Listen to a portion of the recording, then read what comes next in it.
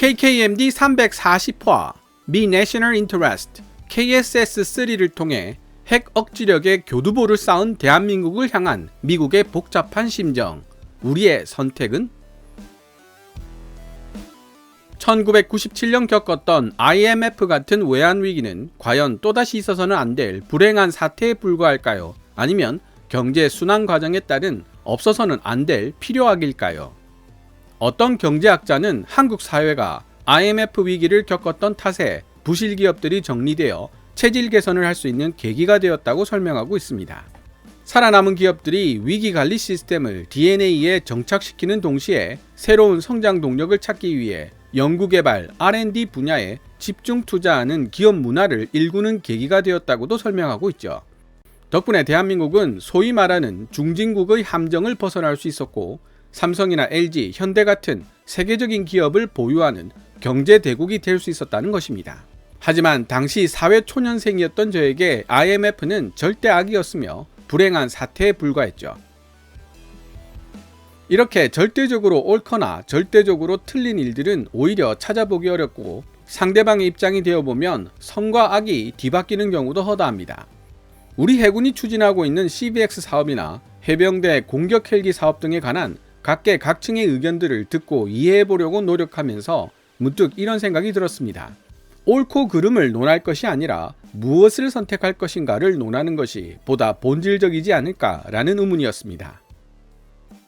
오늘 여러분과 함께 살펴볼 미국의 군사 전문지 내셔널 인터레스트의 기사는 대한민국이 만든 세계 최정상급 비핵추진 잠수함 KSS-3의 우수성과 대한민국의 핵추진 잠수함 그리고 더 나아가 핵탄두를 장착한 잠수함 발사 탄도미사일 SLBM의 보유 가능성에 대한 이야기를 하고 있습니다.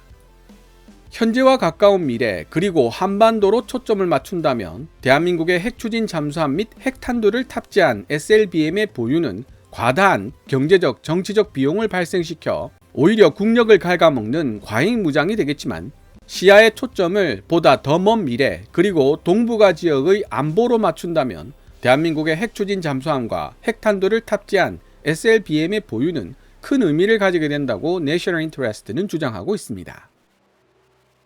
제가 이번 340화 번역 영상을 통해 바라고 있는 것은 이러한 내셔널 인터레스트의 주장에 대한 옳고 그름을 따지는 데 있지 않습니다. 시청자 여러분들에게 세계 초강대국 미국의 주류 언론이 바라보고 있는 KSS-3가 어떤 존재인지 대한민국의 핵추진 잠수함 및 핵으로 무장된 SLBM의 보유를 어떤 관점으로 보고 있는지를 알려드리는 데 그 목적이 있습니다. 그리고 궁극적으로는 우리가 대한민국을 어떤 방향으로 나아가게 할지를 선택하는데 조금이나마 도움이 되었으면 하는 바람을 가지고 있습니다.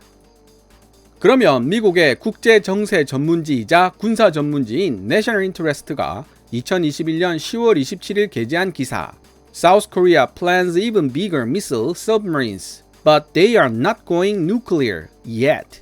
대한민국은 심지어 더 거대해진 미사일 잠수함을 계획하고 있지만 핵으로 나아가지는 않을 것이다. 적어도 아직까지는 말이다. 를 번역해 보도록 하겠습니다. 기사 원문은 노란색 글자로 표시됩니다. 강력한 지상 공격용 잠대지 순항미사일과 탄도미사일로 무장한 9척의 KSS-3 탄도미사일 잠수함 함대를 건조하겠다는 야심찬 계획과 함께 대한민국은 전속력으로 깊은 바다를 향한 잠항을 시작했다. 현대중공업은 9월 28일 KSS-3 배치 1의 마지막 세 번째 잠수함인 신체호함을 진수시켰다. 한편 이보다 이른 8월 13일 대우조선해양은 더 커지고 더 오랫동안 바닷속에 머무를 수 있을 뿐만 아니라 더 많은 무장을 탑재한 KSS-3 배치 2의 선도함인 이봉창함의 건조를 시작했다. 이봉창이라는 이름은 두 개의 수류탄으로 히로히토 1왕을 암살하려 시도했지만 성공하지 못했던 독립운동가의 이름을 따온 것이다. 더불어 9월 10일 대우조선해양은 KSS-3 배치 2의 두 번째 잠수함 건조 계약을 약 8억 5천만 달러의 금액으로 추가 수주했다. 그 누구도 예상하지 못했을 만큼 놀라운 속도로 발전해온 대한민국의 미사일 잠수함 프로그램은 2021년 9월에 두 가지 극적인 이정표를 새롭게 세웠다. 9월 7일과 15일 대한민국 공격 잠수함 KSS-3의 첫 취역함인 도산 안창호급은 자체 기술로 개발한 현무 4-4 잠수함 발사 탄도미사일 이하 SLBM을 2차례 시험 발사하는 데 성공했고, 이로써 대한민국은 SLBM을 실전 배치한 8번째 국가로 자리매김하게 되었다. 사실 대한민국의 미사일 잠수함은 적어도 아직까지는 핵추진과 핵탄두를 사용하지 않는다는 점에서 굉장히 독특한 존재라고 볼 수 있다. KSS-3를 제외한 탄도미사일 잠수함 SSB들 중 비핵추진 SSB로 실제 운용되고 있는 것들은 중국의 청급 미사일 테스트용 잠수함과 북한의 조잡한 심포C급이 유일하지만, 이 두 잠수함 모두 KSS-3와는 달리 핵탄두 미사일을 탑재하고 있다. 더 커지고 더 우수해지고 더 높은 국산화율을 달성한 KSS-3. KSS-3 미사일 잠수함은 원래 현무3 순항미사일의 잠대지 파생형인 천룡으로 무장된 것으로 묘사되었다.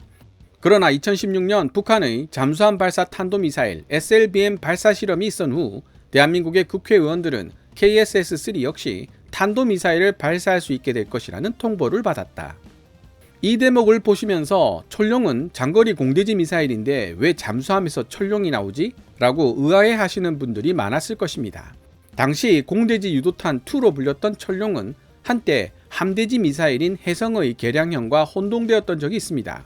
내셔널 인터레스트 기자는 아직 천룡이 장공지 미사일이라는 사실을 업데이트하지 못하고 예전에 잘못 알려진 내용으로 기사를 작성한 것으로 보입니다.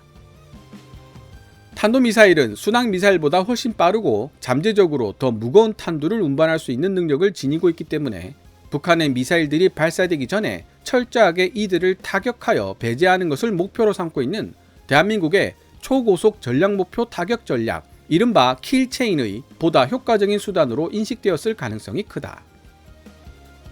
KSS-3 배치 2는 이전 모델에 비해 6m 정도 더 길어져 전장 89m에 달하고, 기존 6개였던 미사일 수직 발사 시스템 VLS 숫자를 10개로 확장 수용하기 위해 배수량 또한 300톤 정도 늘렸다.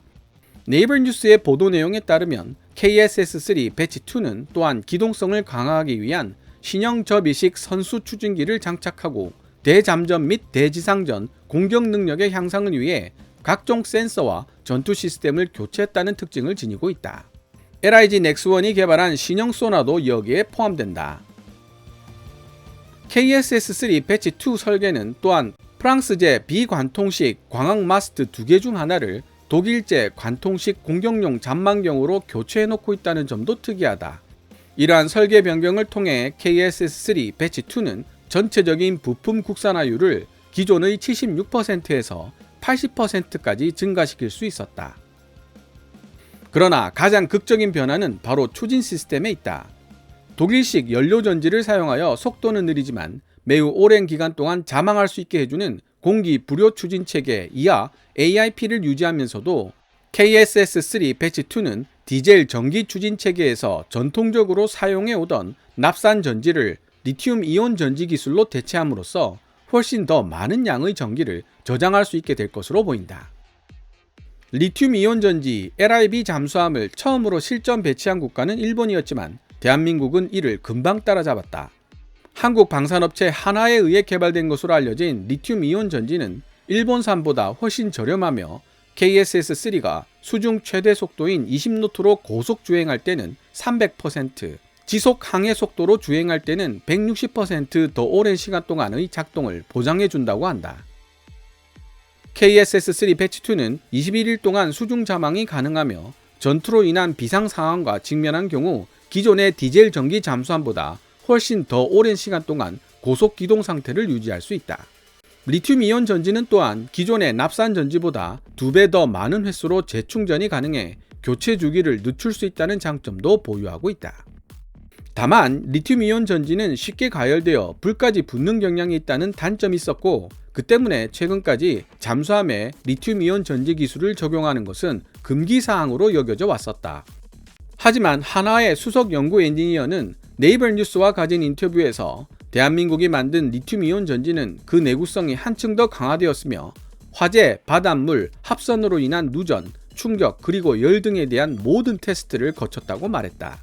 한화의 시스템은 대략 200개의 모듈로 구성된 삼성 배터리 완제품을 사용하며 절반은 잠수함 선수에, 그리고 나머지 절반은 한미 부분에 배치되어 있다.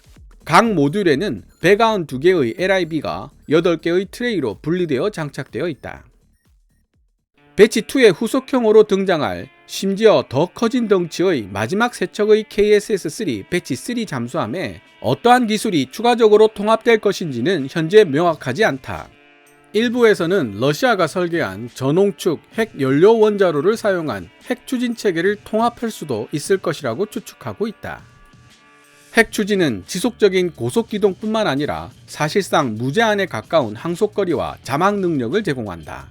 그러나 핵 추진 능력에 수반될 수밖에 없는 터무니없이 높은 재정적, 정치적 비용을 고려해 봤을 때 한국의 핵 추진 능력 보유는 확실히 득보다는 실이 많다. 더구나 현재의 직접적 위협인 북한 해군이 심각하게 노후화되어 있고 대한민국이 지켜야 할 해역의 범위가 그리 넓지 않다는 점에서도 핵 추진 능력의 보유는 과잉무장이라는 지적을 피해갈 수 없다. 군사적으로 판단해보자면 대한민국이 향후 한반도를 벗어나 먼 대양까지 진출하여 동북아 지역 안보에 기여하는 폭넓은 역할을 담당하는 경우가 아니라면 핵 추진 잠수함이 실질적인 의미를 가질 수 없음에도 불구하고 대한민국 정치인들은 핵 추진 잠수함을 운용하는 국가라는 명성 그 자체에 유혹을 느낄 수도 있다는 것이다. 대한민국의 미사일 역설. 지난 9월 북한과 대한민국 모두 각자의 탄도미사일 잠수함 SSB 운용 능력을 테스트했다. 9월 7일 새로 취역한 KSS-3 도산 안창호급은 현무 4-4 미사일의 콜드 런치 시스템에 대한 점화 테스트를 성공적으로 수행해냈는데 수중에서 발사되는 현무 4-4 미사일은 가압가스를 사용하여 발사 튜브에서 미사일을 분리한다. 조선일보 보도에 따르면 이보다 앞선 2020년 말 지상에 설치된 대형 수조에서 그리고 올해 7월 말에는 수중 바지선을 사용하여 현무 4-4에 대한 수중 점화 테스트가 실시되었다고 한다. 내셔널 인터레스트 기사에서는 지하 수조라고 써져 있지만 국방TV 본 게임에서 지상 수조라고 설명하고 있어 지상 수조로 바꿔서 해석했습니다. 9월 15일 북한은 가장 최근에 개발한 잠수함 발사 탄도미사일 두 종류 중 하나인 북극성 5호를 시험 발사했다. 그로부터 불과 몇 시간 후 도산 안창호급은 대한민국 북서쪽에 위치한 태안 앞바다에서 현무 4-4 미사일의 두 번째 발사 실험을 진행했다.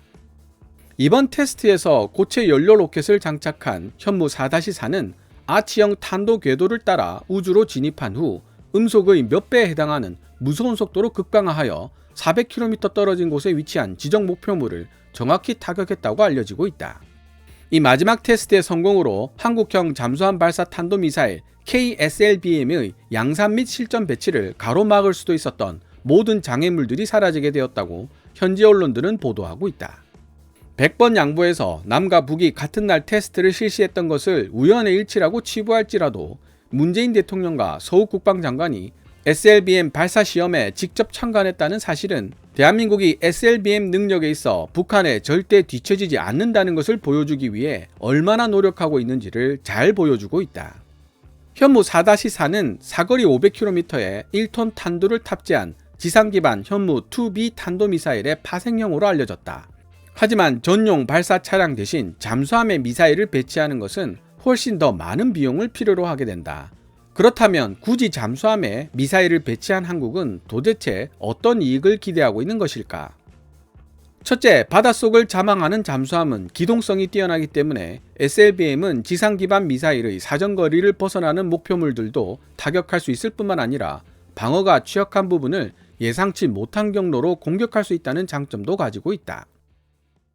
그렇지만 대한민국의 지상 기반 신형 탄도미사일 현무2C와 이를 개량한 현무2D 그리고 현무4 등은 모두 800km 혹은 그 이상으로 사정거리가 크게 늘어날 것으로 보여 SLBM의 이런 장점을 퇴색시킬 가능성이 있다.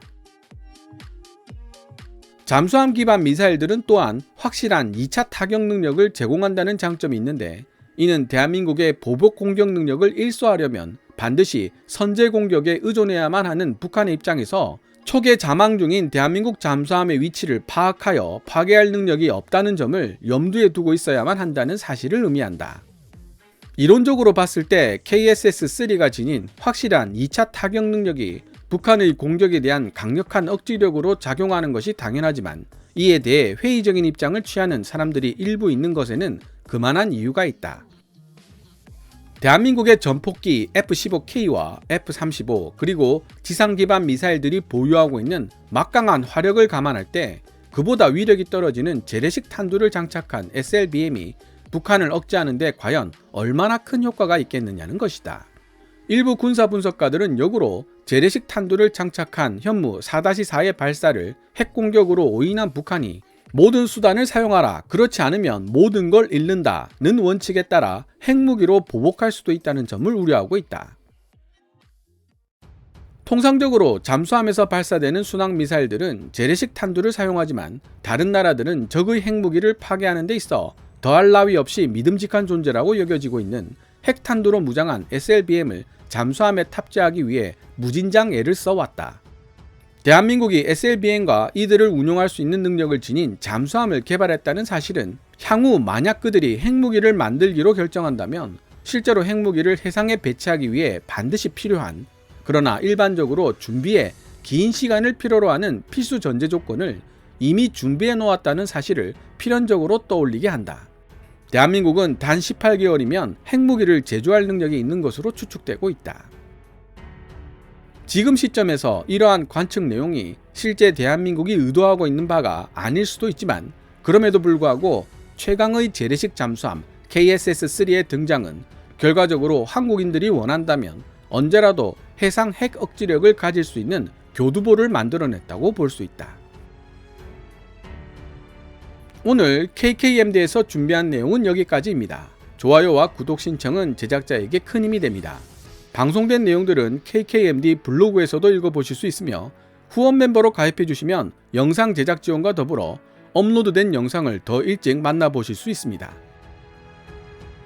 지금까지 시청해 주셔서 감사합니다. 케빈즈 밀리터리 채널 KKMD